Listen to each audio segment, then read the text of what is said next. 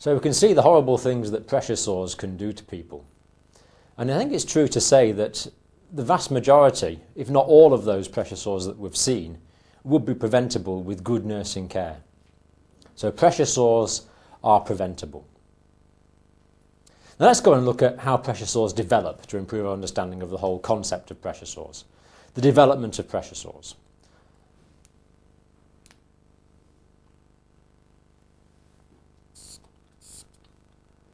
So when a part of the body has been subject to pressure for a period of time, it's deprived of a satisfactory blood supply. And long, actually, as we'll see later on, needn't be that long a period of time. The capillary blood supply is closed off.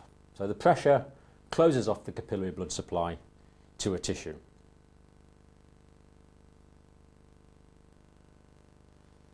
So if the pressure is not relieved and the circulation is occluded over a period of time, the cells will start to die.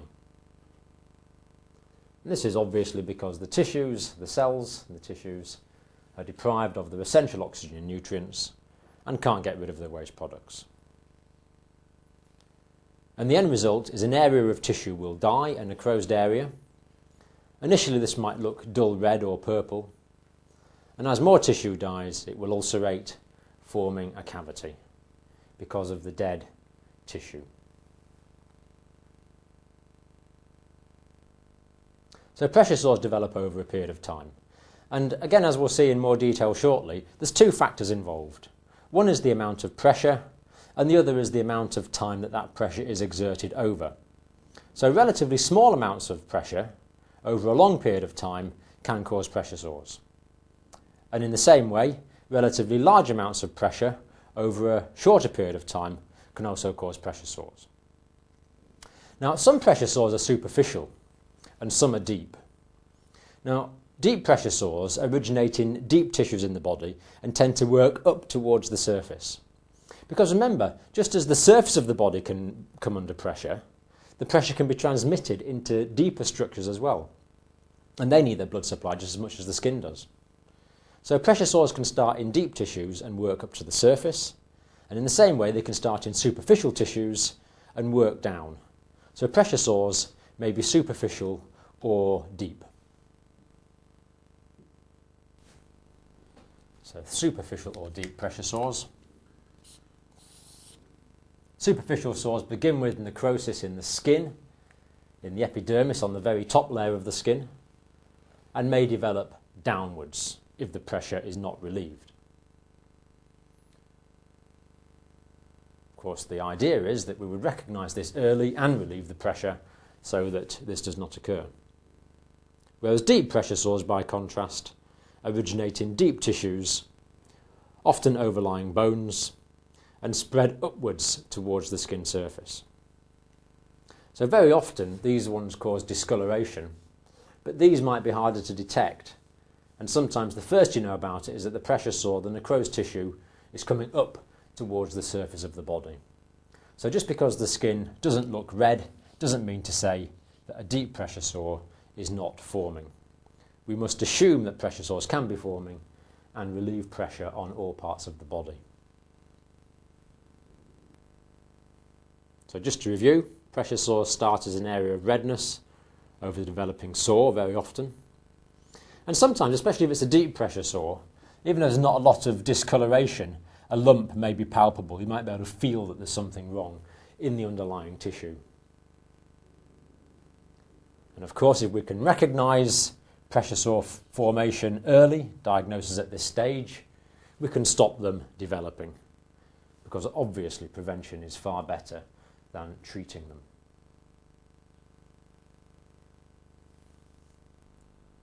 So we can sometimes tell that deep pressure sores are developing by an area of redness and a possible lump. But if it's not diagnosed at this stage and the sore goes on to develop, the skin usually becomes blackened due to necrosis, and then the cavity opens up underneath that, revealing the deep pressure sore.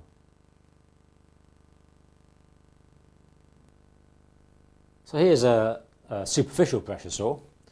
Let's just orientate ourselves first of all to this diagram. Top layer of the skin here, the epidermis, then the dermis of the skin. then the subcutaneous tissue, connective tissue and fatty tissue, then muscle, then the periosteum of the bone, then the bone itself. So this pressure sore is probably formed because of pressure between the surface, something pressing down on the surface here, and the bone underneath.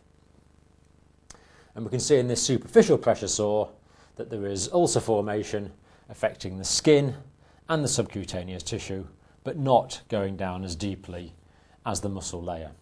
So a superficial pressure sore which has originated in the skin and worked downwards into deeper tissues. Of course, if this is left and the pressure continues, deeper tissues will be affected, and this can develop into a deep pressure sore given time. But at the moment, it's a superficial pressure sore. So deep pressure sore, same tissues again, skin, subcutaneous, muscle, periosteum, bone. Deep pressure sore, again, caused by the combination of pressure from above here and the bone underneath. But this time the pressure sore has originated in the deeper tissues overlying the bone. And for a while, of course, the skin would be intact, but has gradually worked up, breaking its way out of the skin, revealing the ulcer with a typical necrosed appearance most commonly on the surface. So deep pressure sore originating in deeper tissues above the bone, working up the way. Now, one important point to remember is the appearance of the pressure sore from the surface does not necessarily indicate the size of the pressure sore in total. Very often you can get sinus-shaped sores, or very often flaps. The sore flaps underneath the skin. So here's a sinus-shaped pressure sore. I think you can see if you're looking at this from the top here, it would look quite small. You'd only see this narrow opening. But underneath it opens out, and more tissues are involved. And this is very important for treatment, because very often this would need to be packed with something. And you don't want areas left that aren't packed, because they can become anaerobic.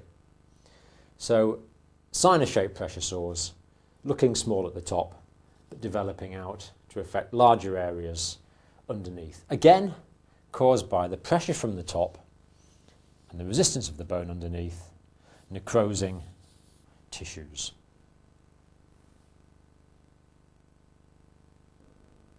Now, to aid our prevention of pressure sores, it's helpful if we know how they're formed. And there's two groups of forces that cause pressure sores. One is pressure and the other is shearing. So pressure forces and shearing forces. Let's look what we mean by pressure forces and then shearing forces. So first of all, mechanism of formation. Two factors involved: the pressure and shearing forces. Let's look at what we mean by pressure first of all. This diagram is illustrating pressure points in a patient on his or her side. Now, a pressure point, the points describe the points in the body where most of the pressure generated by the weight of the body is transmitted through to the floor that the person is lying on, or the surface that the person is lying on. So here's the surface that they're lying on. And these are the points of maximum pressure. And as we've said before, it's where the bones are pressing through the tissues between the bones and the surface of the body. So these are pressure points. And we can see that here that the heel bones, there's going to be pressure, the knee bones. And as well as between the knee bones and the surface, between the two knees themselves if they're pressed together. That's a pressure point here. Top of the femur, as we saw on the diagram of the isolated femur, the hip, the side of the ribs, the elbow, the side of the head as well. So pressure points in a patient on the side. And what you can do is try lying still on a hard surface yourself for 10-15 minutes and see how sore you get, and you'll find it's quite sore reasonably quickly if you're lying on a hard wooden surface, because the pressure points are starting to develop into pressure sores. So an example showing pressure points. Now the solution to this problem, as we've mentioned, is regular turning of patients, but in addition we want to even out the forces generated by the weight of the body over the surface that the patient is lying on as much as possible. So here we see that this surface is nicely shaped to the patient's body, so this part of the body will probably be transmitting about as much weight as this bit, as this bit, as this bit. So in other words, the weight of the body is equally distributed over the surface of the body. It's not being transmitted through to the underlying surface over particular points. The weight is the same, of course, because of the gravity and the weight of the patient, but the pressure on any point is less because the pressure is now more evenly distributed.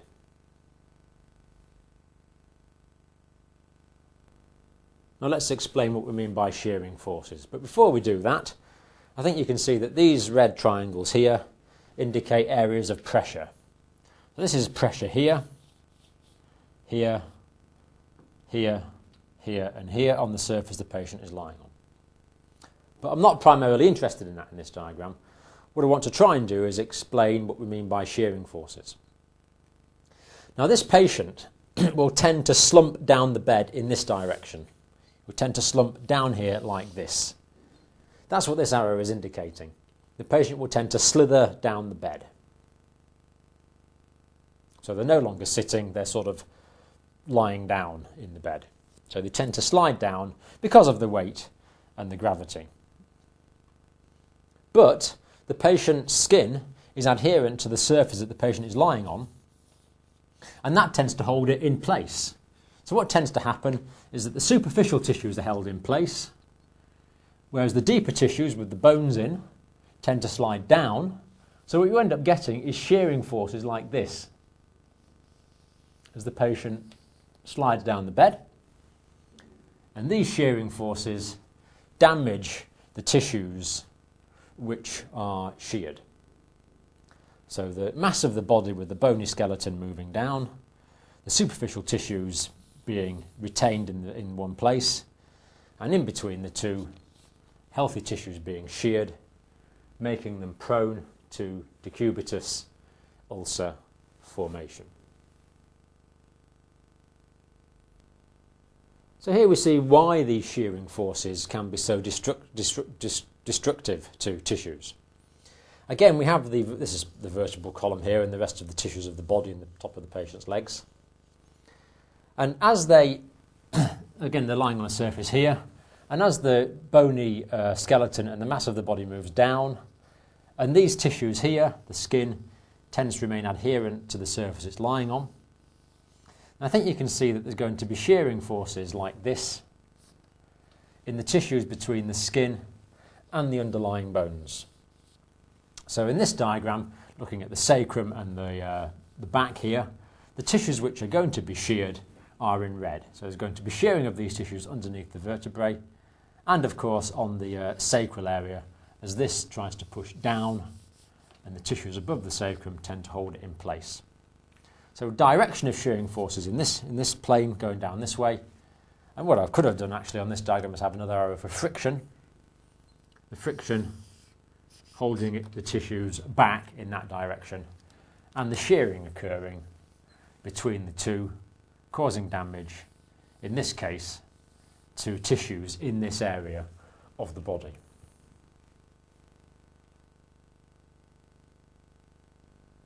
Now let's try and relate what we're talking about now to the capillary level so we can understand the formation of sores in more detail. Now what we have here is a normal capillary. You can see that there's a feeder arteriole here. These are probably venules leaving, but we've got a capillary bed here, a capillary network, and you can see the capillaries are fairly wide, meaning the tissues that these capillaries provide with blood are well perfused. They're getting the oxygen, they're getting the nutrients, everything's fine. But on this next one, this normal structure here is receiving pressure from a bone beneath and from pressure above. And you can see now that the combination of these pressures is closing off, not entirely in this case, but sometimes it will be entirely, closing off the capillary network so that the tissues that these capillaries normally supply with blood are not getting their oxygen, not getting their nutrients, not getting rid of their waste products. So pressure, closed and partly closed capillaries as the effect of the pressure by pressure. Now the effect in shearing is somewhat similar. In shearing, there's a force that way generated by the weight of the body. There's a force that way generated by the friction. So I think you can see that the capillaries are being moved in that direction. There's a tendency for them to be sheared like that. And this shearing forces will close off the capillaries. I think you can see that the forces between the two will tend to close off the capillaries like that. So that will reduce the blood supply. And as well as closing off the capillaries, it will damage the capillaries and damage the tissues. So quite clearly there in this diagram, we can see capillary and tissue damage by pressure, capillary and tissue damage as a result of shearing forces.